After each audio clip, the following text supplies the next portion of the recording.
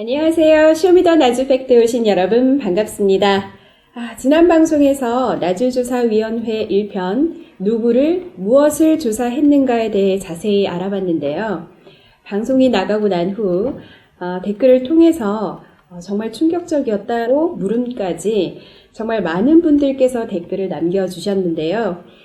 그래서 그 부분에 대해서 좀 더 속 시원하게 진실을 알려드릴 5회 방송을 손꼽아 기다리겠다라고 말씀을 해주신 분들도 정말 많았습니다. 오늘 제5회 숨겨진 실체 나주조사위원회 2편에 대해서 함께 이야기 나눌 두 분 모셨습니다. 안녕하세요. 안녕하세요. 네, 지난 방송에서 확인을 해본 결과 나주를 지지하셨던 교회 최고의 수장이신 교황님의 뜻까지도 전혀 반영이 되지 않았다라는 정말 안타까운 사실을 저희가 알 수가 있었는데요. 면밀한 조사는 고사하고 반대를 위한 명분 쌓기에 급급했던 나주조사위원회의 숨겨진 실체를 저희가 오늘 자세하게 알아보는 시간을 가지도록 하겠습니다. 네, 처음에 조사위원 구성은 나주를 극렬히 반대하던 광주교구 사제들 7분으로 구성이 되었습니다. 또한 교회 안에서 초자연적인 현상을 판가름하는 결론은 조사위원회의 조사 결과를 바탕으로 이루어지는 것이기 때문에 상당히 중요하다고 봅니다. 그래서 그것을 알고 정확하게 또 객관적인 조사를 하기 위해서 이의를 제기를 하여 세 분의 신부님들이 추가되셨습니다. 그런데 아쉽게도 그분들도 나주를 제대로 대변해주지 못하였답니다. 네, 조사위원회의 첫 구성이 나주를 극렬히 반대를 하는 사제분들로 구성이 된 거네요. 네. 예, 조사위원회 신부님들이 어떠한 신학적 근거와 사상을 가지고 나주를 조사를 하셨을까요? 네, 나주조사위원회 총무직을 맡으신 리순성 신부님은 성체 교리에 대해서 우리의 카톨릭 교리하고는 어긋나는 그러한 언급을 자주 하셨습니다. 특별히 개신교와 일치를 위해 나주의 성체 기적을 부정했다라고 표명을 하셨고, 또 성체 교리에 대해서는 가톨릭 교리서에 나와 있고, 또 여러 성인들이 말한 바도 있고, 또 가톨릭 교회에서 인정을 했던 수많은 성체 기적들을 부인하면서까지 개신교와 일치를 운운한다는 것은 어불성설, 즉 말도 안 되는 얘기라고 봅니다. 네, 방금 말씀하신 대로 정말 일치를 하기 위해서 교회의 근본이 되는 그런 교리를 바꾸자. 정말 위험한 사상인 것 같은데요. 그렇게 따진다면 나중에는 결국에 유수의 종교, 불교, 힌두교 모든 곳에 저희가 맞추기 위해서 교리를 바꿔야 할까요? 라는 그런 의문점도 생깁니다. 예, 그래서 좀 더 깊이 말씀드리면 조사위원회 중 전통 가톨릭 신앙과 반대되는 사상을 가진 신부님들이 조사위원회로 발탁이 되었다는 것인데요. 이 또한 말도 안 되는 얘기죠. 좀 전에 말씀드린 이순성 신부님은 가톨릭 교회의 교계 제도를 부정을 했고, 또 성령께서 예수님보다 신적 우위에 계시다고 했고, 또 예수님께서 교회를 세우심을 부정하였습니다. 그래서 공지문이 발표된 98년도 6월 달에 교황청으로부터 서면 경고를 받았습니다. 그러고 나서 이후에 신학 교수직을 박탈을 당하셨던 것입니다. 네, 97년 9월 천주교 중앙협의회 회보와 98년 2월 15일 가톨릭 신문에서도 교회의 전통 신앙을 거스르는 일부 신학자들 때문에 주교회의가 본격적인 대처 방안을 마련키로 했다라는 내용을 밝힌 적이 있습니다. 그런데 여기에는 나주조사위원회였던 이재민 신부님도 계신다는 겁니다. 그것이 사실이라면 정말 큰 문제네요.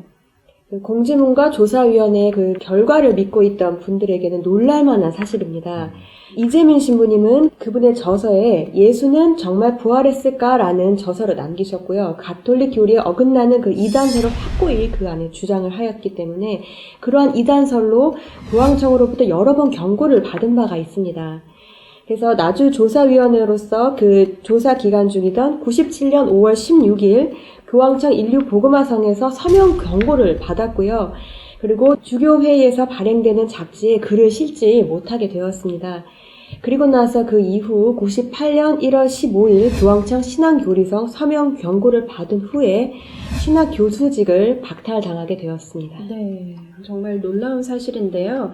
가톨릭 교회에 부합되지 않는 내용들을 주장하는 신부님들이 나주조사위원회에서 신학교수로서 중요한 역할을 맡았는데 과연 이러한 부분이 합당한지 이 방송을 보시는 분들께서도 함께 생각을 해보시면 좋겠습니다. 말도 안 되는 주장이죠. 이러한 교황청의 경고를 받고 신학 교수직까지 박탈당하신 조사위원이 만드신 공지문이 잘못되었다는 것을 우리는 알아야 됩니다. 조사위원 중에서는 MBC 공영방송 PD 수첩을 통해서 거짓으로 일관된 말로 나주를 쓰러뜨리려고 했던 신부님도 계시다는 거예요. 정의구현 사제단 대표직을 역임했던 장영주 신부님이십니다. 그 신부님은 대구 성모당 90주년 기념 행사 때 특강을 하셨는데 특강의 제목이 성모님이 수다쟁이가 되셨는가? 라는 주제로 처음부터 끝까지 나주 성모님에 대한 거짓 증언과 비판으로 일관하였답니다. 네, 특강 제목이 성모님이 수다쟁이가 되셨는가라고 하니까 정말 제목부터 황당한데요. 어떤 내용이었나요? 네, 장영주 신부님이 당시 강론했었던 말씀입니다. 제가 조사위원회를 구성했고 또 제 자신이 조사위원으로서 3년 동안 면밀히 조사를 했습니다. 그래서 제 개인 어떤 주장이 아니라 3년 동안 면밀히 조사한 그 내용과 결과를 말씀드리는 것을 미리 전제해드립니다. 성모님이 하늘에서 어떻게 나이를 잡숴갖고 노망기가 그러냐. 하늘에서는 나이 먹지 않는다고 하는 거야. 그렇지 않고서야 날마다 성모님이 이런 수다를 떨 수가 없다. 또 12살 때 뭔 사건이 하나 있었죠. 예루살렘 성전에 올라갔다가 군중들에 끼어가지고 자신이 잃어버린 거야. 3일 동안을 찾아 헤매. 그러다가 가슴을 어떻게 찾아가지고 쬐그랑 12살짜리가 보통 부모들 같았으면은 그 귀시하다가 몇 번 올라갔어. 몰라요. 이제 그거는 기록은 안 되지만 성모님도 한두 대 때렸는가 모르겠어요. 예수님께서 세우신 성체 성사를 어떻게 성모 마리아라고 관여해가지고 월권 행위를 하면서 뺏어갑니까? 그런데 무슨 성모님이 날마다 그냥 자발스럽게 이런 메시지네 저런 메시지네 다 준다는 거야. 그렇게 날마다 메시지를 줬다고 하고 이상한 현상을 일으켰다고 하면은 그것은 성모님이 아니든지 성모님이 그냥 그때 노망이가 수다쟁이가 됐든지 아니면은 그건 조작든지 우리가 믿고 공경하는 성모님은 참순한 성모님이시지 그런 노망한 성모님은 아니십니다. 또 매일 것을 다해요. 아니 성모님이 뭐 성부가 한 일이 없어서 이런 것이나 전하는 거예요. 처음에는 성모상에서 눈물이 난다고 했다가 그 다음에는 피눈물이 난다고 했다가 그 다음에는 성모상이 움직인다. 그래서 아이고 성모님 심심해서 성모님 하늘에서 이제 에어로빅 가신 모양이다. 성모님이 노망나서 수다쟁이가 되었든지 아니면 성모님이 심심해서 하늘에서 에어로빅 하시나 보다. 이렇게 자신있게 강론하신 이 말도 안 되는 주장을 갖고 계신 장영주 신부님께서 조사위원회를 구성하였다 하였고 3년간을 면밀히 조사한 결과라는 것을 밝힌 것이죠. 과연 조사위원회 구성 원칙과 3년간 면밀히 조사했다라고 생각이 되십니까? 이런 식으로 성모님께 대한 막말을 하고 나주를 반대하기 위해서 악성 유언비어를 강론해서 하셨다는 것입니다. 이는 잘못된 신학사상이 깊게 자리잡은 것이 그 원인이라고 보여집니다. 성모님을 향해서 노망이 난 게 아닌가, 노망기가 있다. 이런 발언은 가톨릭 사제로서 할 수 있는지에 대한 의문이 정말 심각하게 들고요. 정말 사제님이 그 표현을 하신 것이야말로 경망스러운 표현이 아닌가 하는 생각이 듭니다. 성모당 90주년 기념 행사에서 그런 말을 했다면 평소에는 어떤 언행을 하셨을지 짐작도 되는데요. 나주조사위원회 때는 어떤 행보를 보이셨을까요? 네, 나주조사위원 장윤조 신부님은 조사 활동 중에 인터뷰를 할 때 면담자들에게 의중을 가지고 인터뷰를 했습니다. 여러 인터뷰 중엔 율리아 자매가 무당처럼 점상을 받았다는 말을 못 들었느냐? 이렇게 하니까 그런 사실 없습니다. 전혀 근거 없는 말입니다. 라고 확실하게 말을 하자 그러냐. 이 말은 없는 것을 하고 아무에게도 말하지 말아라. 이렇게 부탁을 하시고는 루비노님에게도 율리아 씨가 점을 치거나 구술을 했다는 이야기를 들었느냐라고 또 물으셨습니다. 또 남편에게는 율리아 씨가 정신과 계통의 병으로 진단받은 적이 없었는가? 라고 물으셨다고 합니다. 그 신부님은 평소 언행 중에도 그런 비슷한 이야기들 여러 번 하셨는데요. 그것이 바로 주님과 성모님께서 율리아님을 통해서 하신 일들을 미신행위나 정신병으로 몰고 가려고 했던 것입니다. 네, 이 사제님은 아까도 그렇고 평소에 그런 선입견을 가지고 처음부터 조사에 임했다라고 보여집니다. 네, 나주조사위원회 조사 결과로 나온 1차 공지문에서 언급된 내용에는 나주에서 있었던 여러 가지 징표들에 대해서 초자연적인 사건으로 인정할 만한 근거가 분명하지 않으며 오히려 초능력에 의한 것일 수도 있다라고 하셨어요.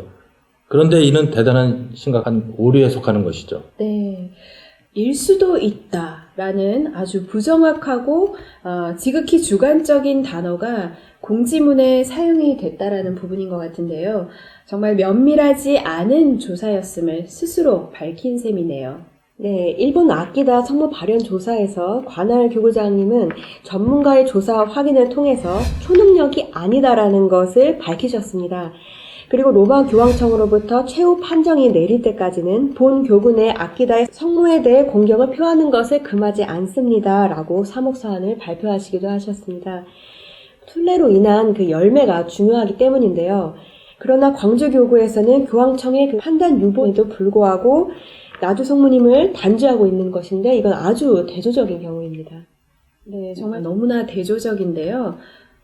우리 한국 나주 성모님 같은 경우에는 조사도 없이 조사를 했다라는 명분만 가지고 일단 순례부터 금지를 하고 본 거네요. 예, 그렇습니다. 보통 발현이나 기적 현상들을 조사할 때에는 신학, 교회법, 과학 분야에서 공인된 전문가들로 구성된 위원회를 이렇게 발족을 해서 면밀히 연구를 합니다. 그래서 교회 안에서 인준된 성모 발현지 이탈리아의 시라쿠사와 일본 아키다 등에서 마찬가지로 법의학 교실에서 과학적인 조사를 실시했고요.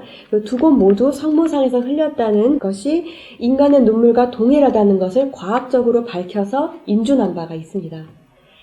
또한 교황청으로부터 메신저들의 진위 여부의 조사 임무를 맡은 뇌과학자 리카르도 카스타뇽 박사팀은 볼리비아, 코자밤바 등 세계 여러 곳의 발현지들을 조사하면서 진위 여부를 가려내 왔었습니다.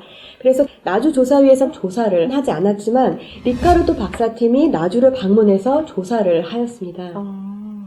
교황청으로부터 임무를 받은 그 리카르도 박사가 나주를 조사를 했다라는 부분인 것 같은데요. 그렇다면 그 박사님과 교황청이 어떤 이야기가 되었을 수도 있겠네요. 예, 그렇습니다. 리카르도 박사가 교황님을 아련을 했는데요. 나주 성모님 스페인어 메시지 책을 전달해드렸다고 합니다. 그 아련 후에 리카르도 박사팀은 나주를 방문하여서 조사를 하였고요. 나주 발현이 참인 것을 교황청에 보고하였습니다. 그리고 나서 더 심도 깊은 조사를 하고 계시의 진위 여부를 확인하기 위해서 가장 중요한 것이 바로 시연자에 대한 검증이었거든요. 그래서 그 검증을 시행하려고 2002년에 팀을 구성해서 다시 나주를 방문하게 되었습니다. 2002년에 다시 나주를 방문했다라는 말씀을 해주셨는데요. 나주가 참이라는 사실을 교황청에 보고를 하셨고 시연자에 대한 검증을 하신다니 그 리카르도 박사는 대체 어떤 분이길래 이런 과학적인 모든 검증 자체가 가능했을까요? 네, 그 뇌과학자인 리카르도 박사께서는 신경정신생리학 교수이시고요. 이탈리아와 독일, 볼리비아에 있는 여러 대학교의 교수님이셨습니다. 뇌와 인간 행동, 스트레스, 신경계에 관한 많은 책과 논문을 발표를 하셨고요. 그분은 뇌 생리학적, 화학적 활동이 인간의 행동에 미치는 관계에 있어서 전문가이십니다. 그분의 책들이 뇌와 뇌의 활동이 연구되고 있는 스페인어권 대학 학부에서는 교재로 사용이 되고 있습니다. 네, 대학 학부의 교재까지 정말 리카르도 박사는 뇌과학 분야의 권위자라고 저희가 알 수 있을 것 같은데요. 그렇다면 과학으로 어떻게 메신저의 진위 여부까지 가려낼 수가 있을까요? 네, 리카르도 박사님은 전 세계에서 발현을 본다는 시연자들을 조사를 해왔는데요. 과학과 의학, 심리학 모두를 사용한다고 합니다. 참된 시연자인 경우에는 시연자가 깨어있는 상태에서 델타파가 나온다고 합니다. 그래서 뇌파 검사를 통해서 메시지를 받거나 현실을 보는 것이 초자연적인 기원에서 오는 것인지 뇌의 질환이나 정신병에서 또는 마귀로부터 오는 것인지에 대한 확인이 가능하다고 했습니다. 정말 놀라운 과학적인 검증 방법인 것 같은데요. 좀 전에 말씀하시기를 참된 시현자이면 깨어있어도 델타파가 나온다라고 말씀을 하셨는데 델타파는 어떤 것이고 또 언제 생기는 걸까요?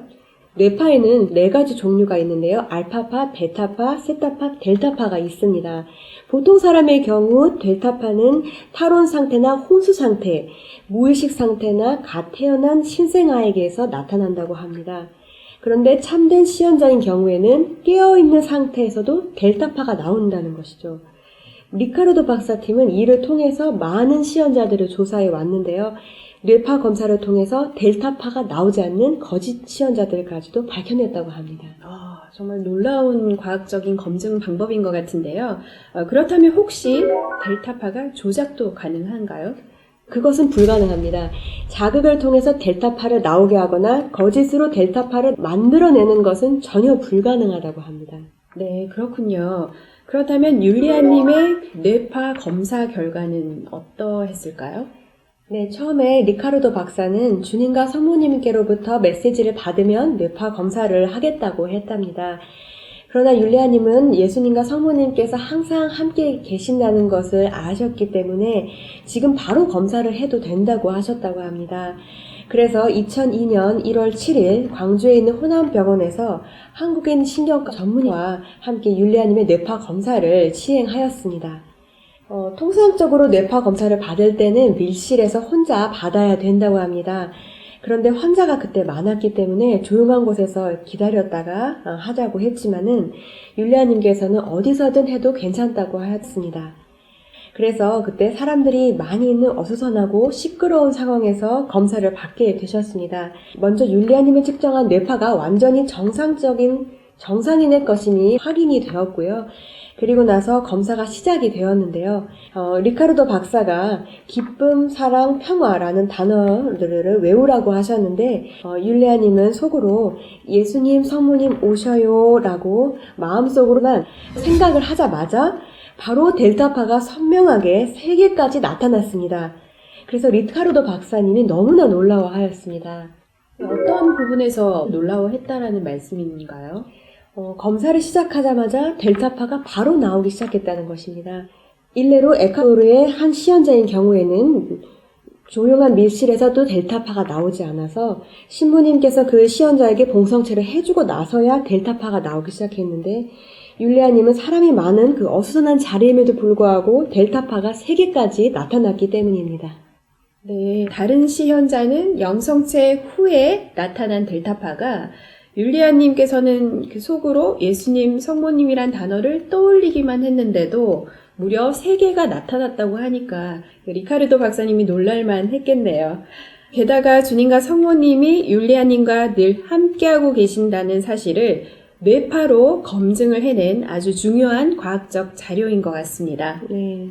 검사 결과를 보고 너무나 기뻐하던 리카르도 박사님은 흥분을 감추지 못하면서 이제 이 세상 그 누구도 율리아님에게 정신병자라고 할 수 없습니다. 라고 했습니다. 그날 검사를 함께했던 신경과 의사도 의식이 있고 대화를 하고 있는 사람에게서 델타파가 나온다는 것은 불가능하다고 했습니다. 그렇기 때문에 델타파는 어떤 시연자가 참임을 입증하는 중요한 시사점이 된다고 할 수 있습니다. 네, 1차 공지문에서는 율리아님을 통해 일어났다고 하는 기적이 초능력에 의한 것일 수도 있다라고 했죠. 게다가 2002년 3월 최대주교님과 면담 중에 주교님은 율리아님이 메시지를 받는 것과 성체의 기적이 환각일 수도 있다고 하며 정신 이상으로까지 보셨습니다. 그러나 이 검사 결과를 통해 그분들의 주장이 사실이 아닌 것이 과학적으로 밝혀진 것입니다. 네, 정말 그렇네요. 율리아님이 정신 이상인일 것이라고 비난하는 이들을 반박하는데 결정적이고 과학적인 근거라는 생각이 드는데요. 그렇다면 이 외에도 어떤 다른 과학적이고 의학적인 그런 검사가 가능할까요? 네, 율리아님의 피눈물과 오상성원에 대해서 의학적 진단 소견이 있습니다. 2005년 3월 25일 성금요일입니다. 율리아님의 양눈에서 진한 피눈물을 흘리실래 많은 이들이 목격을 했고 또 그에 대한 서명을 했습니다. 지도신부님과 함께 몇몇 협력자와 전남대병원 안과 전문의에게 검진을 받았으나 눈에는 외상의 흔적이 전혀 없을 뿐만 아니라 눈이 너무 깨끗하다고 했습니다. 원래 평소 시력이 0.5 정도였었는데 검진한 결과 시력이 오히려 1.0으로 좋아져서 의사는 놀라며 이러한 현상이 의학적으로나 과학적으로 설명할 수 없는 일이라고 했습니다. 양눈에 진한 피눈물이 말라붙어 있었기 때문에 잘 보이지 않았을 것인데 오히려 더 잘 보인다고 한 것 자체도 또한 신비라고도 얘기했습니다.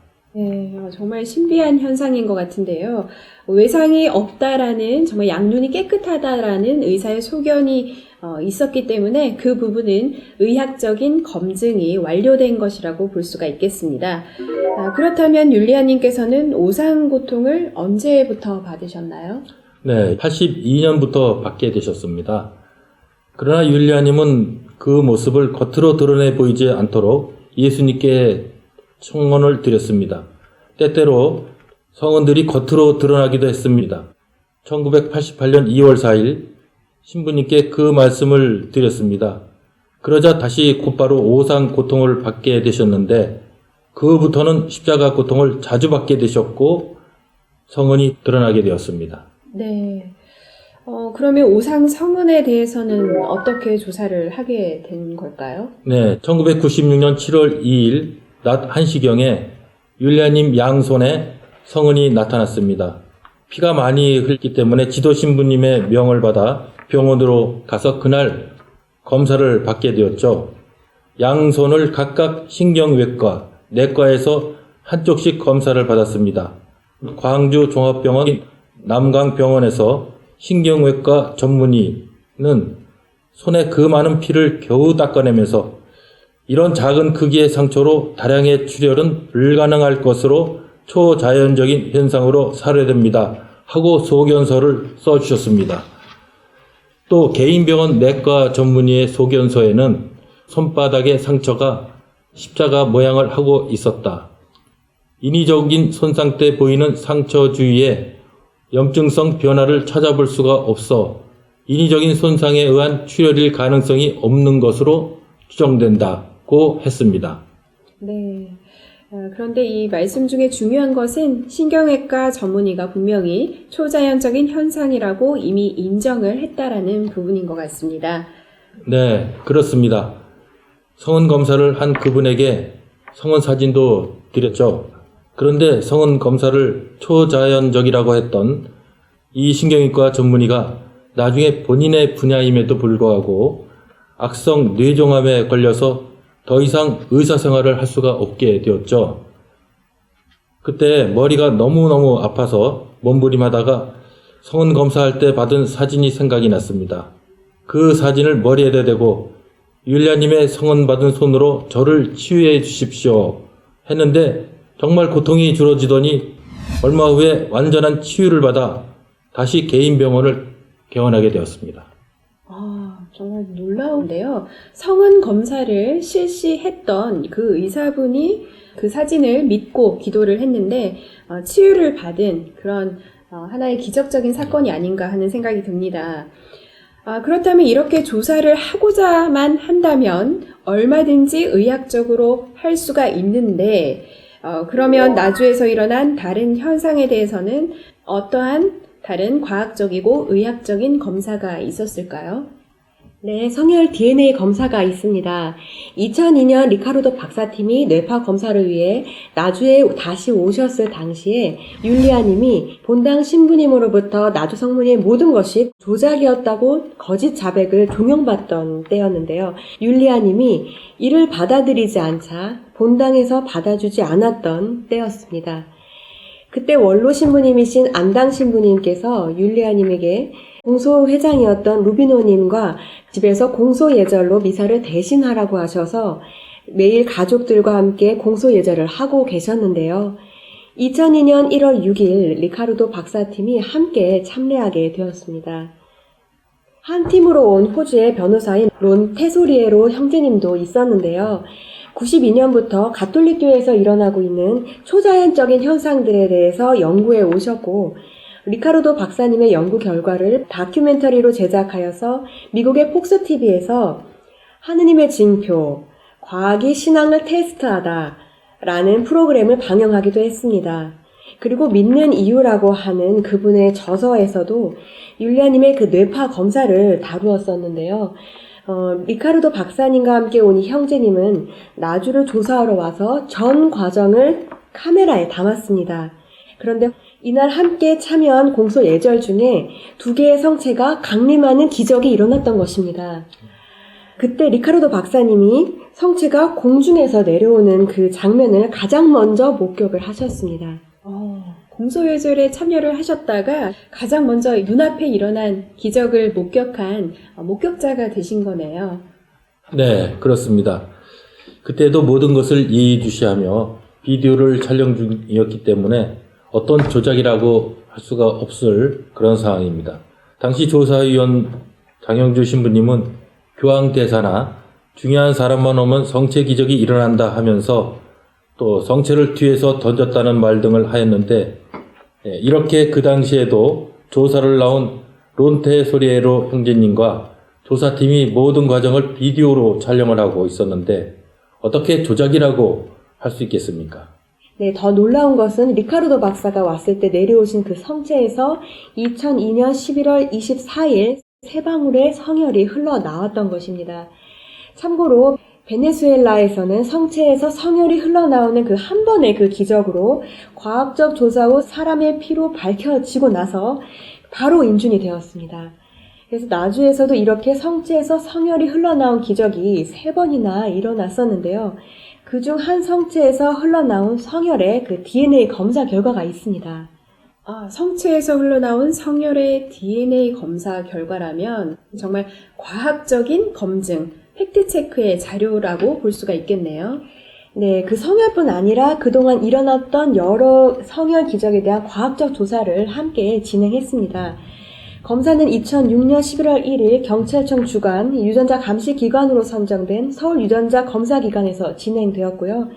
신부님 입회 하에 그동안 내려주신 성혈 8개의 검체에 대한 DNA 검사가 진행되었습니다.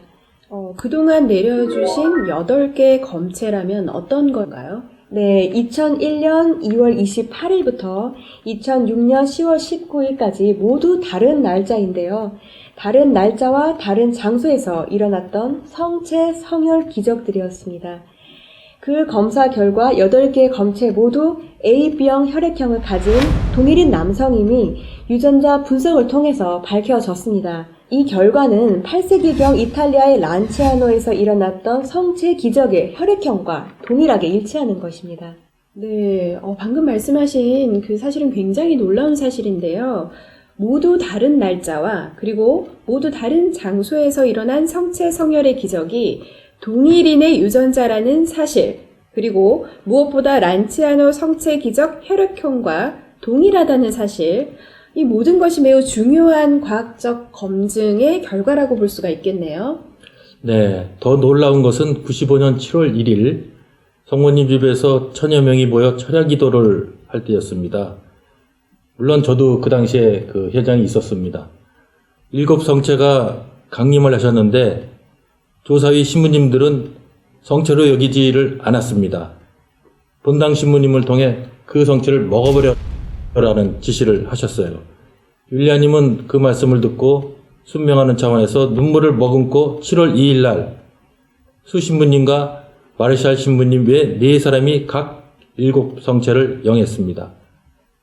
율리아님은 기적의 성체를 보존하지 못해 마음 아파서 오열까지 하셨는데요. 그때 영한 성체가 살과 피로 변화되어 입안에 가득 찼는데 우시다가 오열하면서 삼켜졌습니다. 수신부님이 율리아님 입안에 남아있는 성체의 성혈을 찍어 보여주셨는데 피와 살이 묻어나옴을 현장에 있는 모두가 목격을 했습니다. 그 성혈을 손수건에 묻혔습니다. 또한 수신부님은 율리아님 입안에 상처가 없음도 확인해 주셨습니다. 그 자리에는 신자가 아닌 아기 엄마가 산소호흡기를 꽂은 갓난 아기를 안고 있었는데 신부님께서 성혈을 손에 묻혀 이마에 기도하자 창백하게 숨이 넘어가던 아이가 치유되는 기적이 일어났습니다. 그 기적을 보고 후에 그 가족들이 세례를 받게 되었습니다. 95년도에 일어났던 그 성혈 기적의 DNA를 2006년 11월 8일에 같은 기관에 검사했는데 그 검체 또한 일전에 8개의 검체와 동일한 AB형 남성 DNA로 밝혀졌던 것이죠. 검사를 수행한 수석연구원은 세상 어디에서나 검사를 하더라도 똑같은 결과가 나올 것이다라고 대답을 했습니다. 네. 95년과 2006년 이렇게 말씀을 해주셨는데요. 시간 차이가 정말 많이 나는 이 모든 검체들이 모두 다 동일인이라는 사실이 정말 놀라운데요. 경찰청 주관 유전자 감식 기관으로 선정된 곳에서 검사를 실시를 했으니까요. 이것이 정말 과학적인 자료라고 저희가 말씀을 드릴 수 있겠습니다. 그런데 DNA는 혹시 비슷한 사람이 있거나 우연하게 겹치거나 그럴 수 없겠죠? 네, 확률적으로 100억 분의 1 이하라고 합니다. 사람의 DNA는 일정한 그 염기 서열이 연쇄적으로 반복되어서 나타나는 STR 유전자들이 있어서 정액, 혈액, 머리카락 등을 분석하여서 비교를 해보면 같은 사람인지 다른 사람의 것인지를 알 수가 있다고 합니다. 그래서 임의로 두 다른 검체를 검사했을 경우에 두 검체 유전자가 동일하게 나올 확률은 바로 100억 분의 1 이하입니다. 그런데 나주에서의 성혈 검체들이 모두가 다 100% 동일했다는 것이죠. 네, 방금 말씀하신 대로 모든 검체가 동일하다는 것은 바로 동일인이라는 그런 과학적 증거를 뜻하겠죠. 이 방송을 보시는 많은 분들에게 조사위에서는 시도조차도 하지 않았던 과학적 자료와 근거를 가지고 오늘 이 시간 팩트체크 해드리고 있습니다. 네, 어떤 이들은 율리아님 입안에서 성체가 살과 피로 변화되었다고 하는 것에 대해서 의심을 갖는 사람도 있었습니다. 이들은 율리아의 피 아니야? 혀 깨문 거 아니야? 라는 말도 했는데 당시 신부님까지 입안에 상처가 전혀 없음을 확인하셨지만 DNA 검사를 통해서 AB형 남성의 피로 나왔다는 것이죠. 검사를 진행했던 박사팀은 95년 성체에서 흘러나온 피와 2001년부터 2006년까지의 다른 시간대에 흘려주신 성혈 DNA가 모두 일치했다는 것에 대해서 연구가 진행될수록 놀라워했다는 것입니다. 네, 그 연구 결과에 대해서는 지금 방송을 보시는 분들도 함께 놀라워하실 텐데요. 자, 그렇다면 혹시 율리아님과 율리오님의 혈액형을 저희가 좀 알 수가 있을까요? 예, 율리아님은 O형입니다. 또 율리오님은 A형입니다. 그렇다면 율리아님이나 율리오님의 그 혈액형은 절대 아닌 것으로 저희가 말씀을 드릴 수가 있고요. 율리아님 입안에서 성체 기적이 일어난 것을 두고 혀를 깨문 것이 아니냐라는 의심을 하셨던 분들이 있다면 혈액형이 완전히 다른 O형과 AB형임을 다시 한번 팩트체크 해드립니다. 네, 더 확실하게 알 수 있는 놀라운 일이 있습니다. 2001년 11월 9일 성모님 동산 십자가의 길에 처음 성혈이 내려오신 날입니다. 그때 3,000여 개 이상의 돌과 낙엽에 성혈이 내려오셨는데요.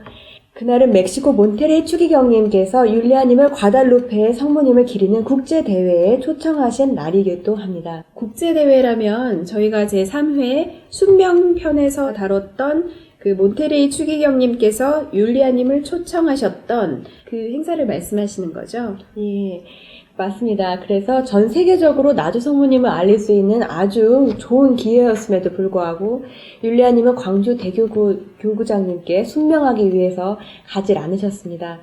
그때 이날도 율리아님은 성모님 동산에서 예수님의 순환 고통에 동참하셔서 십자가의 길 기도를 바치고 계셨습니다. 그때 육처에서 현실을 보셨습니다. 십자가의 길에서 예수님께서 맨발로 피를 흘리면서 가셨고요.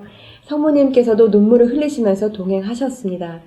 그런데 12처에서부터 성모님께서도 피눈물을 흘리시면서 동행을 하셨는데 예수님께서는 15처 부활 예수님 상으로 들어가셨고요. 그리고 성모님께서는 기적의 샘터 성모님 상으로 들어가시는 모습을 보신 것입니다. 네, 그때가 2001년 11월 9일이죠. 10초에서 피눈물을 흘리시는 성모님께로부터 메시지를 받으셨습니다. 그때 이제 협력자가 피다 하고 외치는 소리에 정신을 차려보니 놀랍게도 현시에서 보았던 그대로 십자가의 길에서 방금 흘린 듯한 수천 개의 돌들과 낙엽들이 선혈로 젖어 있었습니다. 그리고 십자가의 길 12처부터는 핏자국이 두 사람이 걸어간 모양으로 양쪽으로 나 있었습니다. 그래서 나주 성모님 동산의 십자가의 길은 주님과 성모님께서 피 흘리며 동행하시는 십자가의 길이라고 부르고 있습니다. 네, 그랬군요. 사실 국제대회 초청에 못 가서 아마도 아쉬움이 많으셨을 것 같은데요.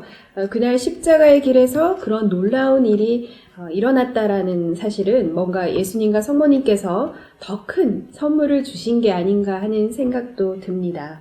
네, 그렇습니다.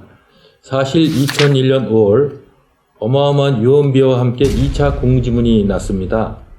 바로 그해 7월 5일부터 성직자들의 성화와 죄인들의 회개를 위해서 하루 중에 단 3시간 정도밖에 잠을 잘 수 없었던 율리아님께서 그 시간을 잠을 자는 대신에 성모님 동산에서 극심한 고통을 봉헌하시면서 십자가의 길 기도를 날마다 계속 바치셨습니다.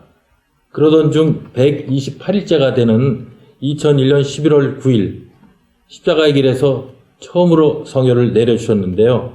바로 이것은 예수님과 성모님께서 함께 동행한다는 것을 메시지를 통해서 알려주신 것이죠. 그래서 2003년 9월 8일 성모님의 생신날이시죠.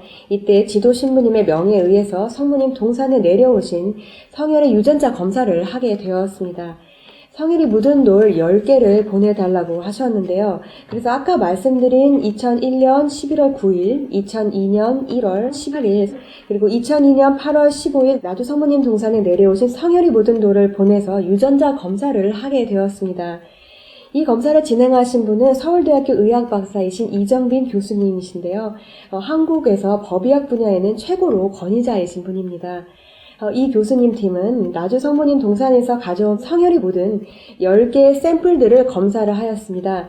그래서 이 교수님은 각각의 샘플에 대해서 최소한 5번씩 시행을 하였고 총 50회 이상의 반복 검사를 시행하였습니다. 네, 총 50회 반복된 검사라면 정말 그만큼 과학적 검증에 철저함을 다한 검사 결과가 정말 정확할 것 같습니다. 네. 네, 검사 결과는 그때 2개의 샘플을 제외한 나머지 8개의 샘플에 묻어있는 피는 남자의 혈액이며 이에 대한 수차례 반복적인 검사 결과 동일한 DNA 구조를 가지고 있으며 혈액형은 AB형으로 나왔다고 합니다. 네. 그렇다면 나머지 2개는 어떻게 결과가 나왔나요? 나머지 2개의 샘플에 묻어있는 피는 여자의 혈액형으로 나왔습니다.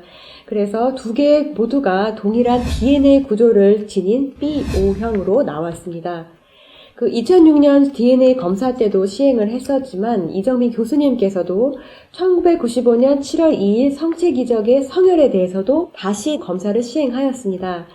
여기서 놀라운 결과가 나오죠. 이 교수님은 천에 묻어있는 그 피의 DNA 구조가 8개의 성혈돌의 샘플에 묻어있는 피의 DNA 구조와 일치한다고 말씀하셨습니다.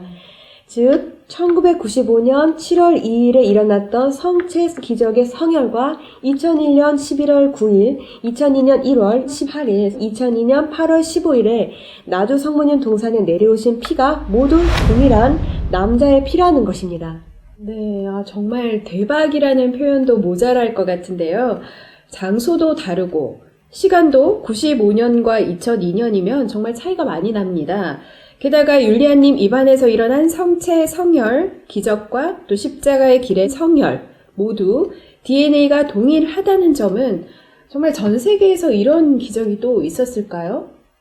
그러니까 전대미문의 기적이라고 하는 것이죠. 그리고 2개의 샘플에서 여자의 혈액형이 나왔다는 사실은 성모님께서 2001년 11월 9일 주신 메시지 내용과 일치합니다.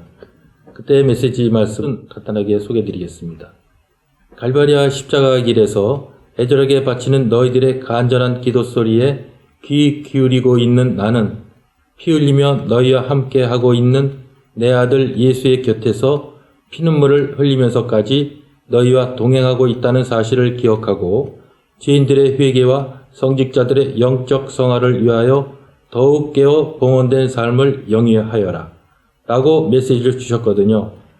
그러니까 이 교수님께서 밝혀내신 여자의 피는 우리의 구원을 위해 피 흘리시며 무거운 십자가를 지고 가시는 예수님을 따라가시는 성모님께서 흘리신 피눈물임에 틀림이 없습니다. 네. 성모님께서 십자가의 길에서 동행을 한다라고 표현을 하셨는데요. 우리가 흔히 영화에서도 보면은 성모 마리아께서 십자가의 길을 예수님을 따라 걷는 그런 장면을 볼 수가 있는데요. 그런 부분에서 볼 때 여성 B형의 피가 나왔기 때문에 성모님이라고 생각할 수가 있겠네요. 네, 우리 교회 역사를 잠깐 보겠습니다. 교회 역사를 통해서 성모님께서는 주님의 인류 구원 사업을 돕기 위해서 많은 곳에서 메시지와 징표를 주셨습니다. 그렇지만 한국 나주에서처럼 전대미문의 수많은 기적적인 징표와 강력하고도 종합적인 메시지를 주신 곳은 세계 어디에도 없습니다. 예수님께서 죽음과 지옥과 천국의 열쇠를 가지셨습니다.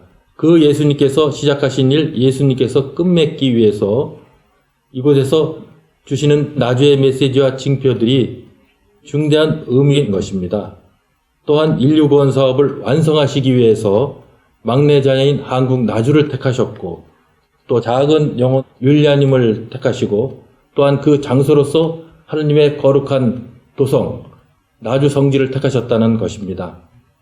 네, 그렇습니다. 그 나주에 다녀간 한 기자는 나주 현상들에 대해서 조사하면 다 알 수 있을 텐데 기적에 대한 이런 과학적 검증 자료가 있음에도 조사를 하지 않는 이유는 무엇인가 하고 의아해하였는데요. 그러다가 그들은 처음부터 나주를 부정할 생각을 가지고 있었던 것이다. 그래서 조사를 하면 인정할 수밖에 없기 때문에 처음부터 조사를 하지 않은 것이 아니겠느냐라고 말을 하였습니다. 네, 결국 처음부터 부정하기 위한 목적을 가지고 이루어진 조사가 아니었나 하는 그런 부분에서 기자가 공감을 한 것 같고요. 오늘 팩트체크를 이 시간 하면 할수록 광주교구에서 발표한 3년간의 면밀한 조사라는 말은 객관적이고 투명하게 공개할 조사 결과지도 하나 없고 무엇보다 어떠한 과학적인 조사나 자료도 참고하지 않은 채 제대로 된 조사 하나 없이 1차 공지문이 발표가 되었다는 사실이 명백하게 드러났습니다. 네, 지금 이 세상을 보십시오. 지금은 소돔과 고모라, 노아의 홍수 시대보다도 더 죄악이 많아 하느님을 촉범하고 있는 이 세상은 이미 무법천지가 되었다라고 성부 하나님께서도 말씀하시고 또한 하느님의 진노의 잔이 내릴 수밖에 없는 세상이 되었다라고 하십니다. 그런데 이러한 세상에서 성모님께서 우리를 구하기 위해서 오셨습니다. 나주 메시지의 핵심은 회개의 삶이고 구원을 위한 마지막 무기 나주의 5대 영성 실천을 통해서 겸손한 작은 영혼으로서 삶을 실천하는 것입니다. 네, 정말 그러네요. 오늘 이 시간 나주조사위원회 2편 숨겨진 실체에 대해서 여러 가지 사실들을 두 분 모시고 알아봤는데요. 오늘 이 방송을 보시고 나주조사위가 면밀한 조사는커녕 교황청에서 인정한 과학적 조사 결과가 있는데도 불구하고 또는 권위를 인정받은 법의학적 자료가 있는데도 불구하고 그 어떤 것도 근거로 삼지 않았다는 사실이 오늘의 팩트체크입니다. 정말 많은 분들이 오늘 이 시간 통해서 놀라셨을 것 같은데요. 지금이라도 정말 공정하고 투명한 그런 조사를 하기 위해서 오늘 알려드린 이러한 과학적이고 의학적인 자료들이 준비되어 있으니까요. 이런 부분을 교회에서 적극적으로 나서서 진정성 있는 조사로서 정확한 팩트를 밝히고자 노력하는 모습이 참된 조사위원회의 의무라고 할 것입니다. 오늘 수고해주신 두 분께 정말 감사드리고요. 다음 이 시간에는 악성 유언비어의 의혹 시간에 여러분 다시 만나뵙도록 하겠습니다. 구독, 좋아요. 댓글 잊지 마세요. 다음 시간에 만날게요. 안녕히 계세요.